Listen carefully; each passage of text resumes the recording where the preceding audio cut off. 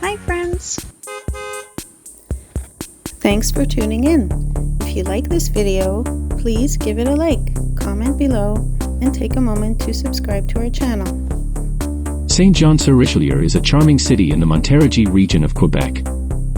Located just 40 kilometers southeast of Montreal, this city sits on the banks of the Richelieu River, a key waterway connecting Lake Champlain to the St. Lawrence River. Saint-Jean-sur-Richelieu has a fascinating past. It was a significant transportation hub as early as the 17th century, with the French constructing Fort Saint-Jean during their colonial expansion. This fort played an essential role in the French and Indian Wars, and later saw action during the American Revolutionary War. In 1836, Saint-Jean-sur-Richelieu became the site of British North America's first railway, connecting the city to La Prairie. This innovation solidified its status as a critical trade and travel link. Today, the city is known for its annual International Balloon Festival, held each August.